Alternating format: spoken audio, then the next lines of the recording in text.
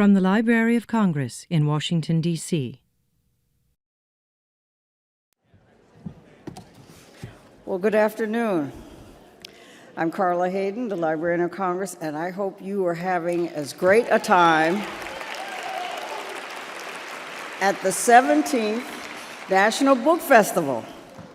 I must tell you, we have had quite a day, and this is going to be another special session. I'm delighted to be here at the History and Biography stage. I have to admit that I'm a pretty history geek, and personally, this means so much to me. First, I want to sing, and I'm not a singer, but I've got to sing for Helene Cooper as a reporter. She joined the New York Times in 2004 as an assistant editorial page editor, and she has been a diplomatic correspondent for the Times as well as a White House correspondent, and she is now the Pentagon reporter for the paper. And in 2015, she was part of the team that won the Pulitzer Prize for international reporting, specifically for her work in Liberia during the Ebola epidemic. And that same year, she received the prestigious George Polk Award and the Overseas Press Club Award. And prior to joining the Times, she spent 12 years with the Wall Street Journal, where she was an assistant bureau chief of the journal's Washington bureau.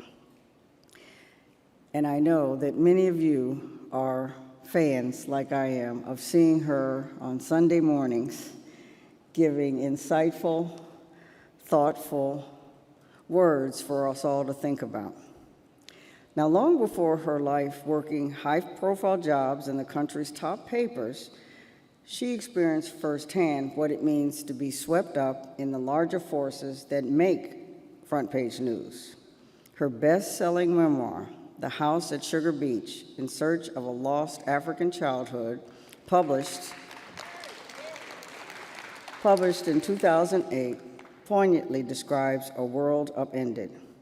The book begins with Cooper's happy, secure upbringing as part of, quote, what passed for the landed gentry upper class of Africa's first independent country.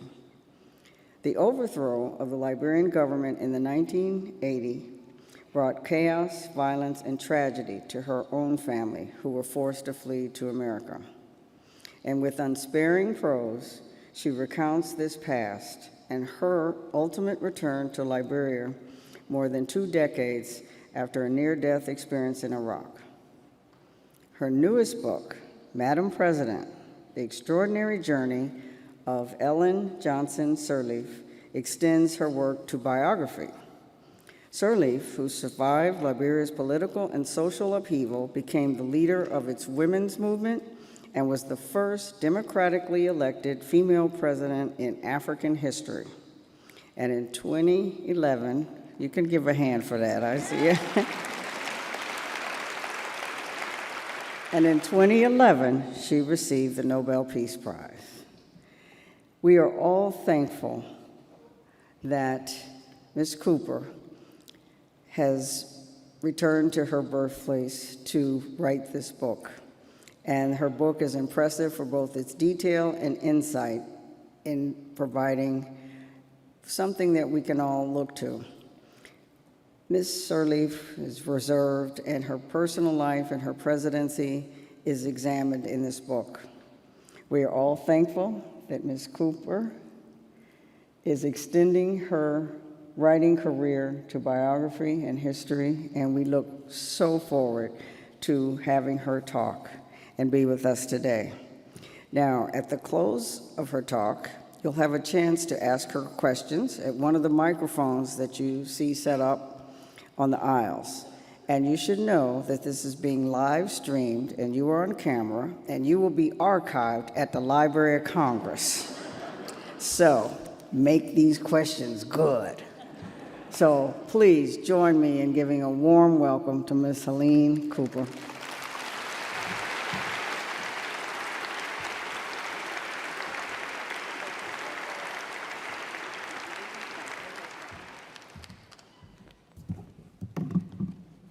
Hello.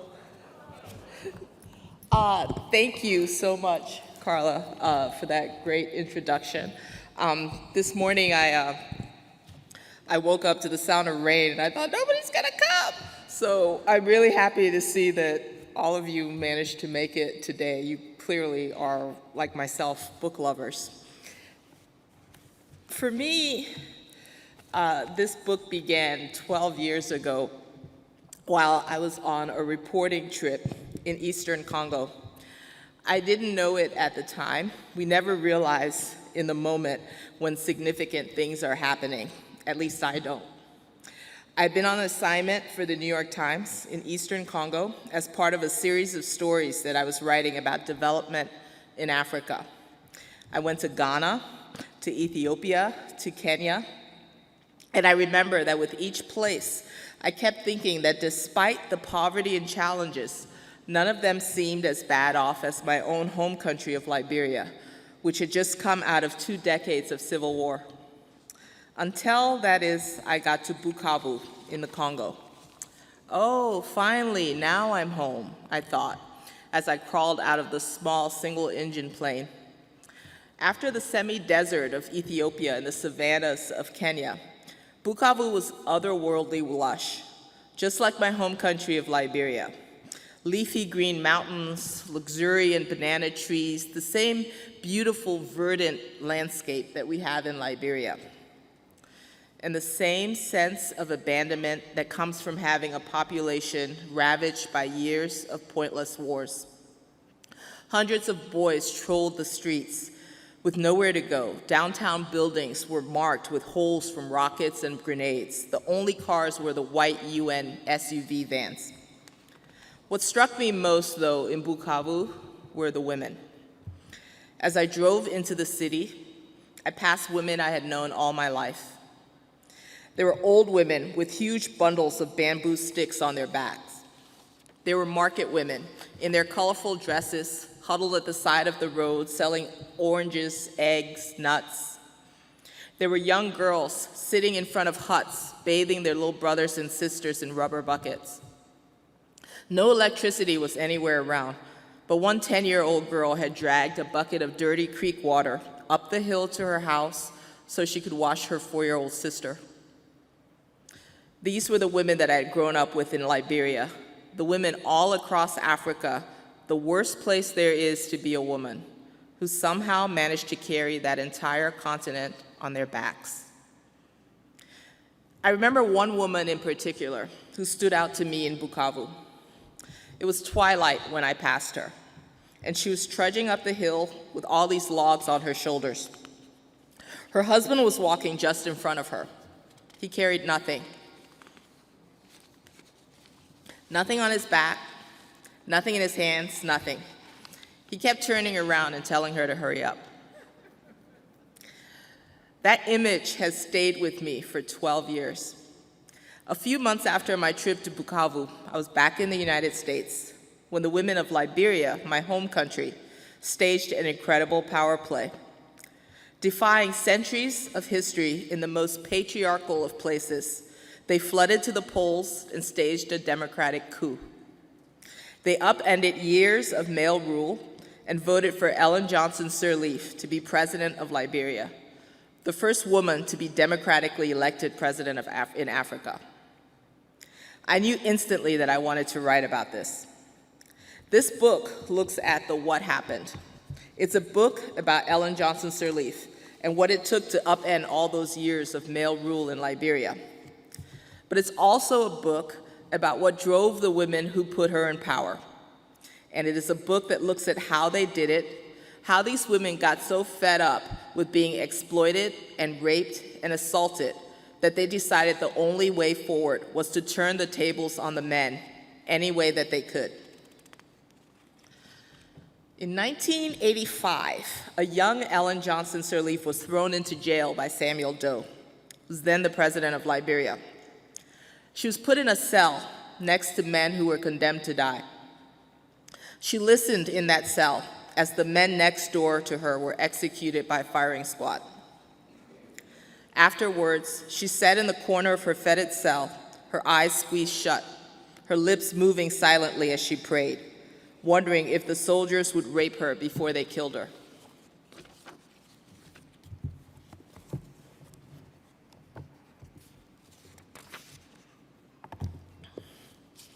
Hours passed. Outside, the soldiers drank and became even rowdier. Then, just past midnight, one soldier walked up to her cell, stood at the bars, and stared at her.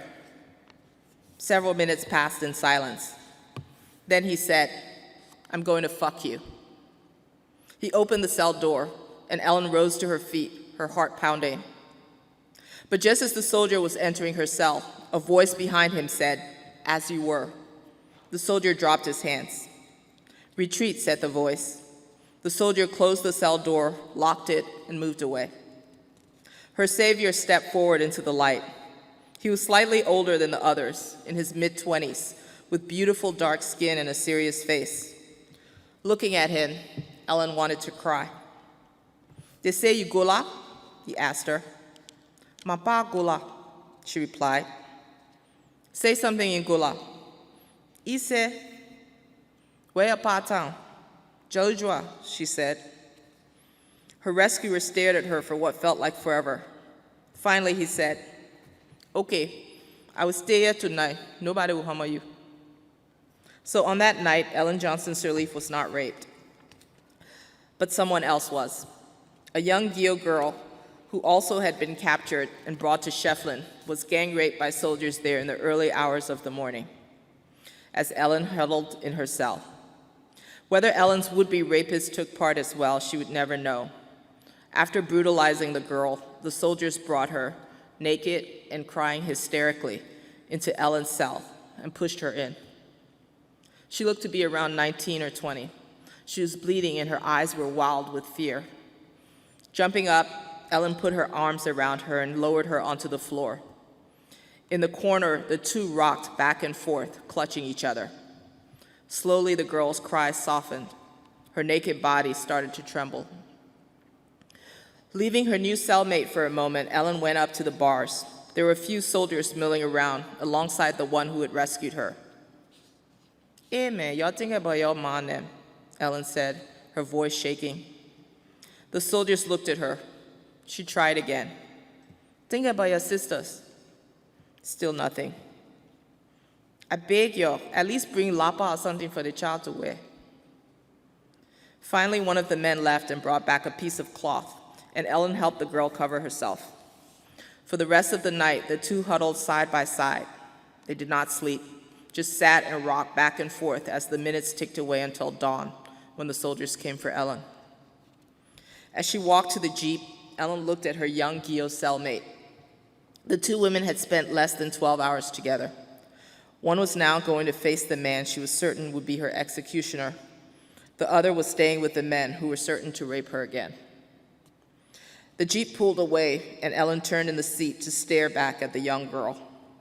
She would never see her again. But in many ways, that young Geo girl would change the course of history in West Africa. The Geo girl would become another stick of fuel in the fire of the women's movement in Liberia. Little girls don't come out of the womb vowing to become activists for female power. They don't spend their childhood thinking about how they will repair the dignities, large and small, that bleed women daily. It's a series of things that multiply and turn ordinary women into movements of female determination.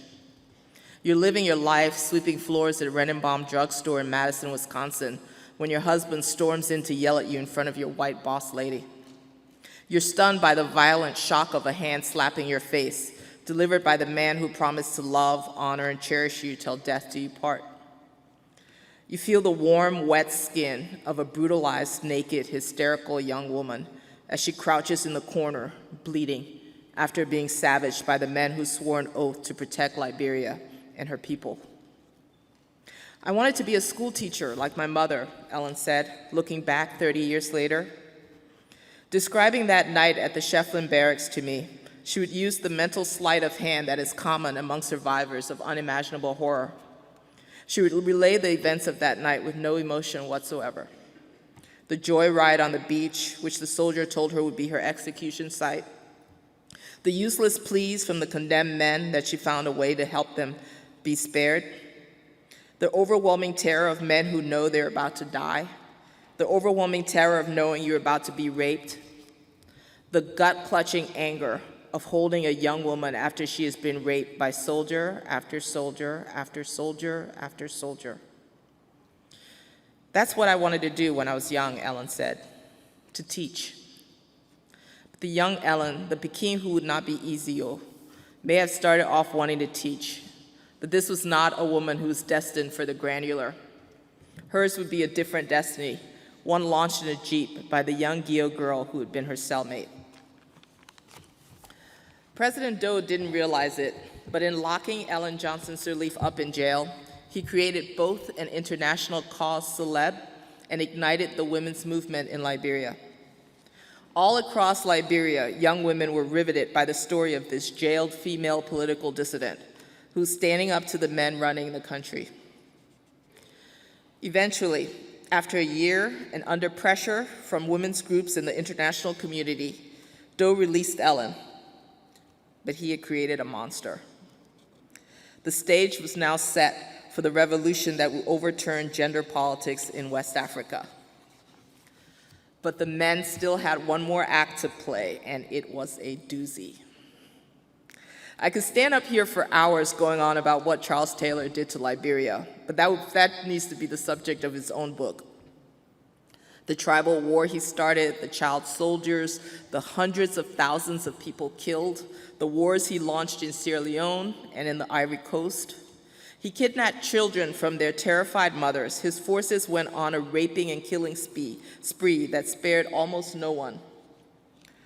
Once again, as they had so many times before, it was the Liberian women that carried the country through. While the men were waging war, the women in Liberia all became market women, traveling by foot to the border to get food to bring back to a starving population. They had the babies of their rapists in the forests, strapped those babies on their backs, and went back into their market stalls or sat on the side of the road selling oranges. And they bided their time. When the war finally ended, they made their power play. In 2005, 12 years before Pantsuit Nation became a secret Facebook group, and I'm with her buttons and bumper stickers sprouted on lapels and SUVs here in America, the women of Liberia held a master class in how to get a female elected president.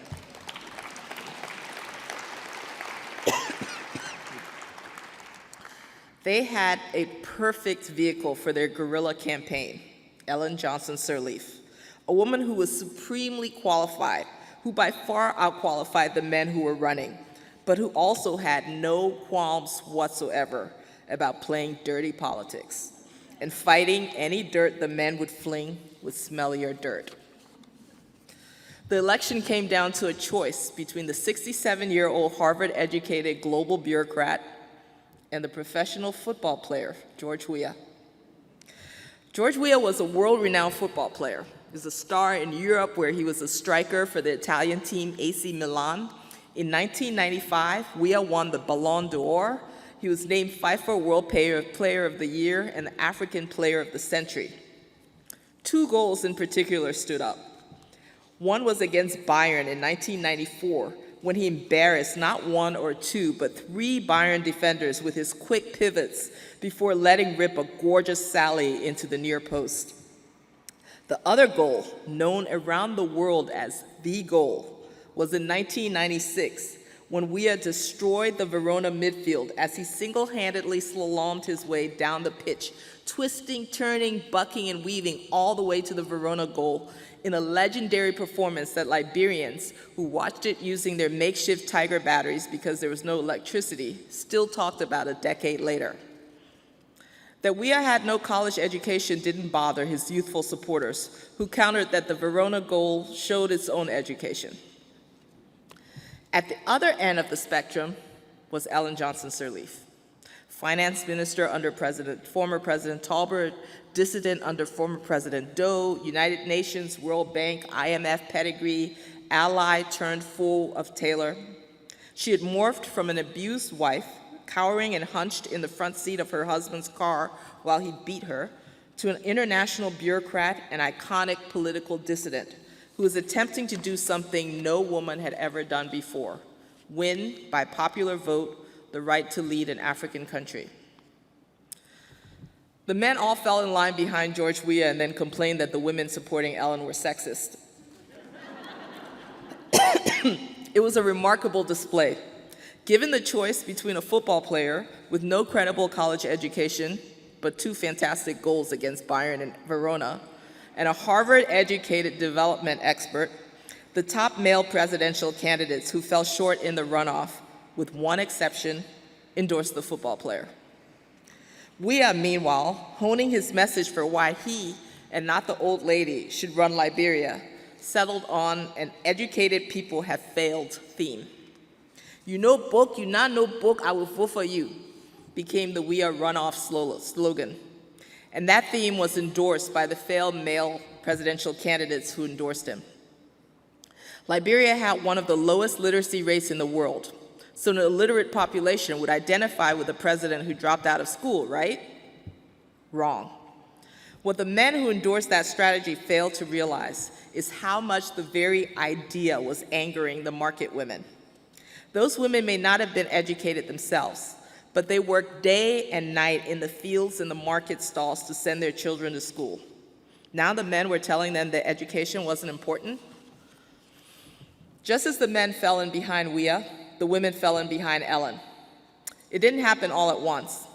Female political candidates had appeared all over the ballot in the elections, running for Senate and the House, on the same ticket as Weah and Tubman and the other male candidates. But once the time came for campaigning for the runoff, those allegiances peeled away as even the women who were staunch members of parties that opposed Ellen's Unity Party abandoned their man and took up the new mantra, vote for woman. Door to door, the market women passed out T-shirts and handed out flyers. They slept on the side of the road at night, curled up on their mats. They walked from village to village, exhorting women to vote for woman. Weah's supporters responded by predicting that if he lost, the country would go back to war. No Weah, no peace, they chanted. Thus, the runoff started resembling past elections, like the one in 1985, in which Doe's supporters had suggested the same thing: vote for Doe or the country goes back to war. In Liberia, this tactic was how men managed to get their way. They simply threatened the people. Except that in November 2005, they appeared to have met their match, because the women had their own tricks that would make Weah's tactics look like boys' play.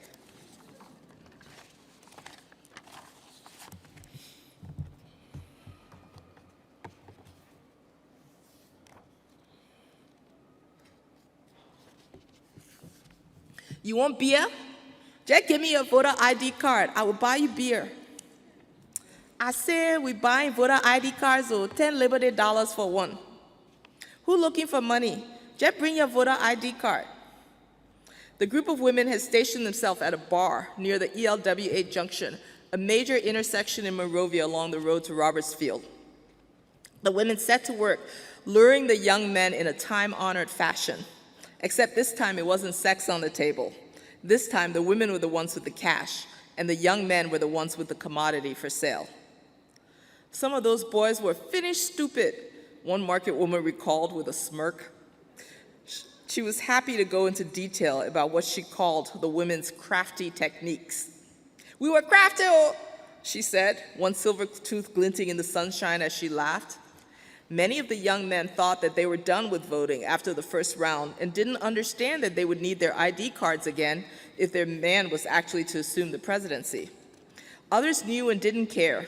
Late in the evening of a muggy hot day, the lure of a crispy, cold, and multi-club beer far outshone whatever benefits they thought their voter ID cards could bring them. As for the ones who were too smart to sell their voter card, well, their mother simply stole them.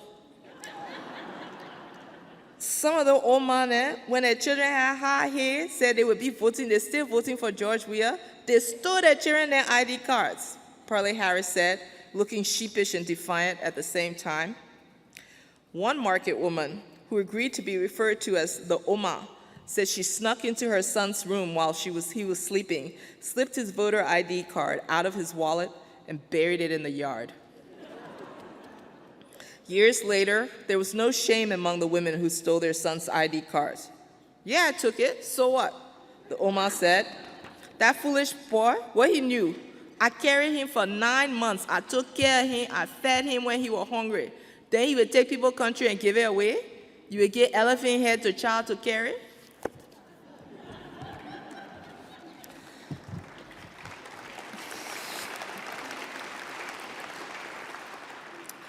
After burying their son's voter ID cards, the women supporting Ellen then dug up an old video of a naked George Weah. Somehow, a 14-year-old commercial for cologne that Weah made in Italy just happened to surface in the Liberian media. In the commercial, Weah, at the time a world-famous striker with the football team AC Milan, walks into a restaurant to greet his white dinner date after dousing himself in cologne. He's fully clothed at the beginning, but when the woman sees him from across the room, she's so overcome that she imagines him naked. The commercial then cuts to a naked Weah strolling across the restaurant to his date, while other white women in the restaurant drool and fan themselves. Finally, Weah arrives at the table, leans over it towards his date, and smiles. When he sits down, he's clothed again, and he says suavely, "Tutto bene?"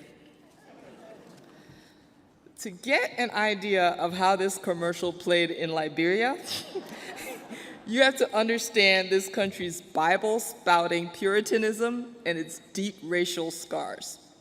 Many of the freed American slaves who founded Liberia were the mixed-race children of white slave owners who proceeded to set up the same kind of society from which they had fled, except this time, the lighter-skinned colonists were the upper class, lording it up over the native Liberians. So matters of race still struck deep into the heart of the average Liberians. That's why, for many Liberians, it was bad enough that Weah was strutting around naked on Italian TV, but in front of white women, that was too much. "Weah walks butt naked," screamed the headline in the New Democrat newspaper, which provided this hilarious synopsis of the commercial for those without access to YouTube. The video scene portrays white women in looks of sexual awe and ecstasy, glancing at the black man with his athletic build and muscular features, exposing his genitals, flipping, walking before them. Weah's political supporters tried to brazen their way out. "Mr. Weah committed no crime by posing butt naked," one party official helpfully told reporters. "Only constitutional deviants should not be elected." But the body politic quickly dusted off their holier-than-thou clothes, adopting the convoluted sentence structure at which Liberian men were particularly adept. Joshua Duncan Freedom, principal of the King Pentecostal High School, told reporters, "If the Congress for Democratic Change through its vocal spokesperson, Akarius Gray, can justify George Weah's butt-naked video on the International Information Superhighway on some constitutional right, then Liberians must be prepared, God forbid, under a CDC rule to give audience to the legality and normalness of murder and even cannibalism." The truth is, this cloak of religious indignation simply covered up what Liberians of both sexes were really mad about, that Weah was flashing his oiled, well-chiseled body, buttocks included, in front of white women. Liberian women saw it as a rejection of black women. Liberian men were jealous. Either way, this was a loser issue for Weah, as Ellen's supporters knew it would be. On Tuesday, November 8th, the people of Liberia woke up and went to the polls for the second time in 4 weeks. There was a real and palpable sense in the air that something big was happening. Helpful poll workers at a polling station in Sincor were allowing pregnant women and nursing mothers to cut to the front of the line. So Bernice Freeman, Louise Yarse, and a handful of other women were passing around babies and toddlers. "You won't borrow the baby?" Bernice was grinning at one woman, sneaking a furtive look over her shoulder. "Put a baby on your back." To another woman, she advised, "Act pregnant. If they think you're pregnant, you can vote in the front." It was unclear whether the poll workers noticed how many different women were carrying the same baby. The Oma in Lido, that night, a bunch of women were listening to the election news when an informant came in with an update. The official results weren't in yet. Some polls were still open. The final tally wouldn't be known for weeks. But already there was a whisper in the air from Ellen's spies posted at different polling places.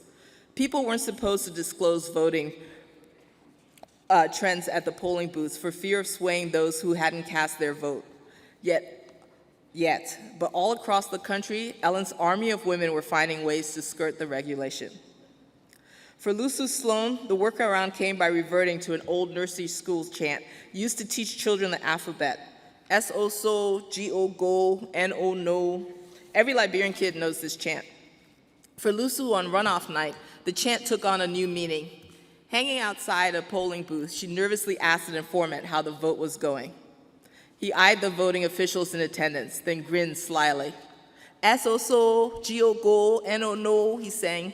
Then he added, UP up, Unity Party up. Lucy started dancing and singing in glee. S-O-So, G-O-Go, N-O no, UP up, UP up. When the election officials glared at her, she sassed them. You can't stop me from singing my S-O-So, she said. UP up. She went to bed that night singing. The old lady was in the lead. On Wednesday morning, Ellen woke up and walked into her living room to find it already full of campaign aides excited about the preliminary returns from Lofa and Nimba counties. She wasn't just in the lead, she was in the lead by a lot, 60% to 40%. It was a lead that she never relinquished during the days of counting that followed. The old lady would be Madam President.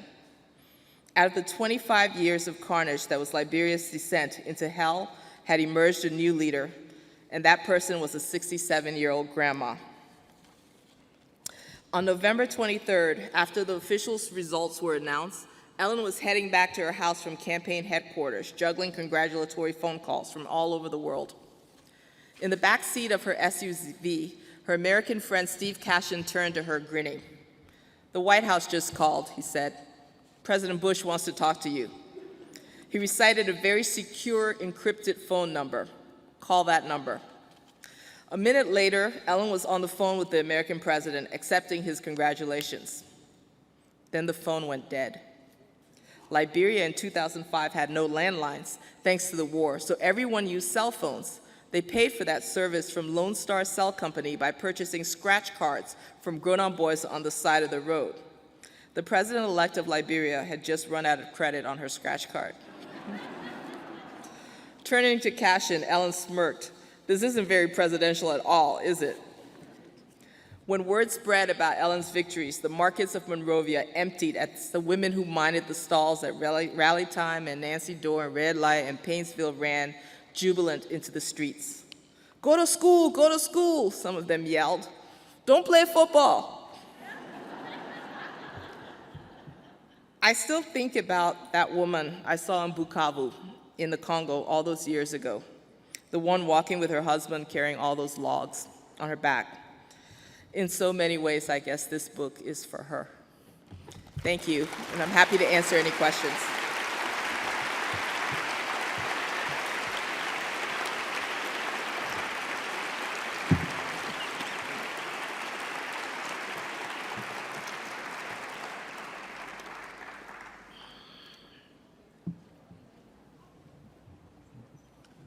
Hi, thank you for your wonderful presentation. I was expecting a lot. I wasn't expecting nudity, so that was great.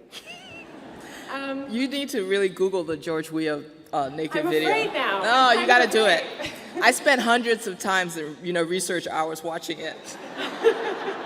Research. I like research a lot that way.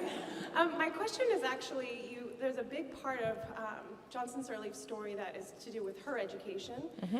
And I had the opportunity to meet her about 10 years ago, just after she was elected, very briefly. I'm sure she doesn't remember me, obviously. And she talked a lot about how she wanted to do a lot around education for her country. And then surprisingly, though, 10 years later, progress hasn't been as fast as expected. And last year, she made a controversial decision to bring in a public for-profit education company, Bridge Academies, and just to the kind of collective gasp of education advocates and sort of public education advocates. And I'm wondering, because I understand that she has a lot of competing priorities, and number one, she would be committed to that. Do you have any insight about why, maybe in a broader spectrum, what she's up against in terms of bringing education for all to the kids of Liberia? Education is a huge deal, and for the entirety of her presidency, test scores in Liberia stayed in the toilet. A big part of that is because of the Civil War. You have to remember that for almost 2 decades, everything stopped. Nobody went to school. So you don't even have teachers in Liberia today who are able, it's not just a matter of building schools. You have to have people who know how to read and write in order to teach students. And so it's such a big challenge. It's a huge uphill battle. I think her decision to bring in Bridge was definitely controversial, but it's not as if the education system in Liberia could get any worse than it already has been. It's been pretty bad. So I'm very curious to see how Bridge does. I'm sort of a skeptic myself, but at this point, people are throwing a lot of different ideas out there in an effort to get. One thing that is a little bit hopeful, though, is now whenever I go back to Liberia, I do go into schools and I talk to students, and one thing I've noticed is that the young girls in the school systems in Liberia now seem to all think that they can be president, which is actually, it's been a kind of cool thing to see.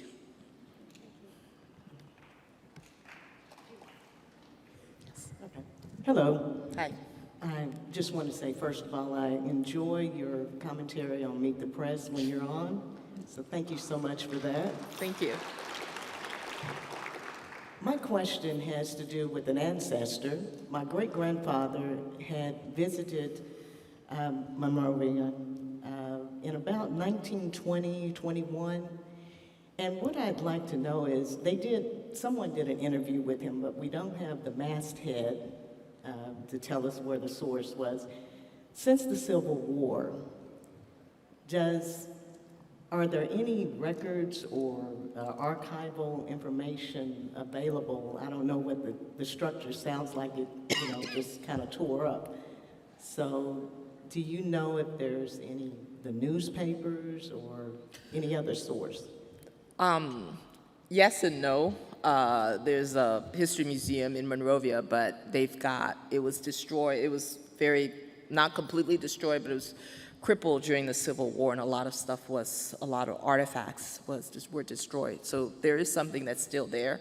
There is a National Archives in Liberia, so you can look there. Liberia has a very, very healthy newspaper competition, and there's a healthy press there. So there are a lot of newspapers, but I don't know if they're going to have archives that are going to go back to 1920.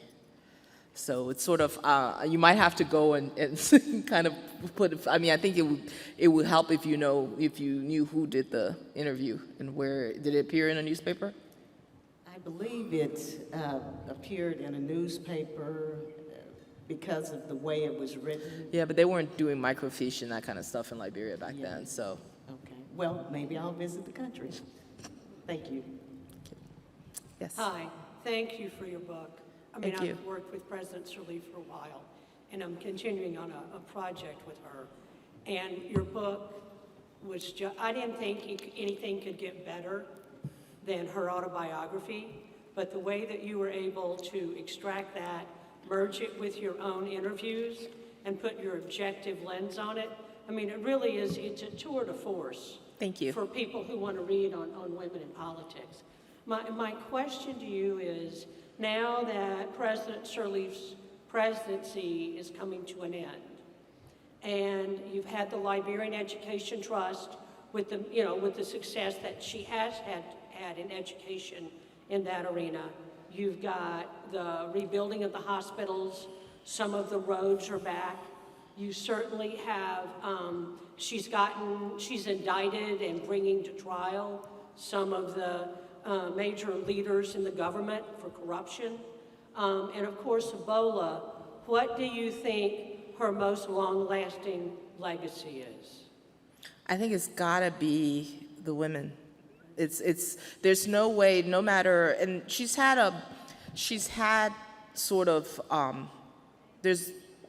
a lot of flaws, and her 12 years have disappointed a lot of people who expected more, while at the same time, she's still been the best that we've had ever. But I think that when you look at the legacy that she leaves behind, I can't say enough how big a deal that gender barrier that she busted through is. The idea that all over Liberia you have women who have now who have for years carried this country on their backs economically, realizing that they can turn that into political power. And you don't have a viable female candidate running to replace her, but that doesn't matter, because I think that in the future, the women now these market women now understand just how powerful they can be when they want to. Thank you very much. Thank you. I was an education volunteer in Liberia, I think around the time when your first book came out, and before, in preparation for my trip, I tried to find and read as much as possible about Liberia, and most of the books were out of print at that time. I ended up going to Liberia, loving my experience, and lived there for 3 years, and now I'm actually getting a PhD, and my topic is around Liberia. And my question to you is, I want to know if you could talk about where you see or what your intent is in terms of historiography on Liberia, and a lot of the material that is out there is inaccurate, or just there are lots of gaps in that as well. So I'm wondering if you could speak to history on Liberia and literature that may be coming out, or what you see there. Well, you're right, there's not a lot out there. I realized that when I was working on my first book, but there's more than people think. There's a growing cadre of Liberian writers who are also putting, some of them are here now, who are putting their own stories to paper. So I think you're going to see more coming out. But you're absolutely right. There's a lot of things were destroyed during the war. This is a culture. Liberia is a culture that has much more of an oral tradition than a written one. And the writing is picking up now, but no, we don't have a lot of there are history books on Liberia, but you're again right that not all of them are accurate. Thank you. Yes. Yes, I too wanted to thank you for Madam President. I just finished reading it. I'm a returned Peace Corps volunteer, and I actually taught history and English at Santa Cruz Central High School. And there was only, this was in the 60s, and there was only one woman in my classes. There weren't all that many men either, because the high school was fairly new, and so the students were like in their 30s who were graduating from high school. But there was only that one woman, and I always felt for her. But I wondered, it's my understanding there's another election that's around the corner in Liberia, and there are a bunch of candidates. I believe Weah's running again. He could win. That's what I was going to ask you. What is your perspective on that election? It's going to be a great election to cover. As a reporter, I'm like drooling, because you have all these characters running, not just Weah, but Charles Taylor's wife is running. His former allies are running. We've got George Weah's baby mama was running, but she just pulled out. It's such a great story. I mean, Liberia is like, as a reporter, is like shooting fish in a barrel. You just go there and the stories just pile up. I think it's going to be interesting. You have this Pepsi Cola heir, former board of directors, executive of Pepsi, Alex Cummings, and then there's the vice president. Those are sort of viewed as kind of the establishment candidates. But it's, Liberians can be very perverse, and I don't, at this point, know who they're going to end up going with. I don't think anybody can call it right now. It's completely a free-for-all. I can't wait to go home to cover it. Are the women coalescing behind any candidate for this No. election? And back in 2005, they hadn't, at this point in the election cycle, they hadn't coalesced behind Ellen either. Thank you. Thank you. Yes, sir. Ellen, first I want to thank you for writing this book. It's very impressive that Liberia's history is coming to the limelight. My question is, in 38 days from now, we're going to have an election in Liberia, specifically on October 10th or October 8th. It's most likely that this naked soccer player is going to be the next president. What are your thoughts about what is this going to mean for the future of Liberia? The economy is a mess, healthcare is a mess, education is a mess, and the citizens are hungry for much more because they've been disappointed a bit. A lot of things have improved in Liberia as far as the security, as far as other parts of the economy. But going forward, what do you think this is going to mean as far as one of these people, either his baby mama or someone else becoming president? And also, what do you think Ellen is going to do going forward to remain part of Liberia's fabric, political fabric, as well as societal fabric? Thank you. First of all, as I wouldn't assume, I don't think it's a foregone conclusion that George Weah is going to win. I think it's, as I said earlier, I think it's a free-for-all. I think anybody at this point could win. And I think that, maybe people grow into roles.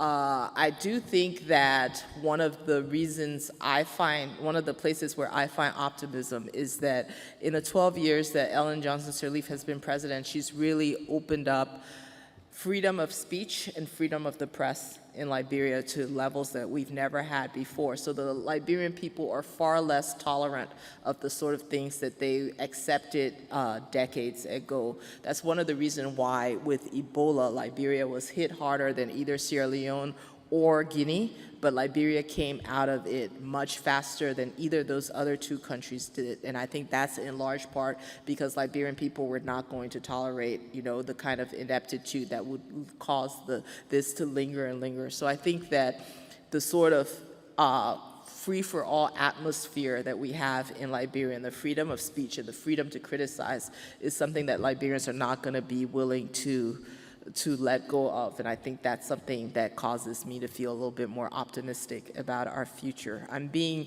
shown a wrap it up sign. So I think this is all the time that we have today. I really appreciate all of you coming in on this rainy Saturday. Thank you very much. This has been a presentation of the Library of Congress. Visit us at loc.gov.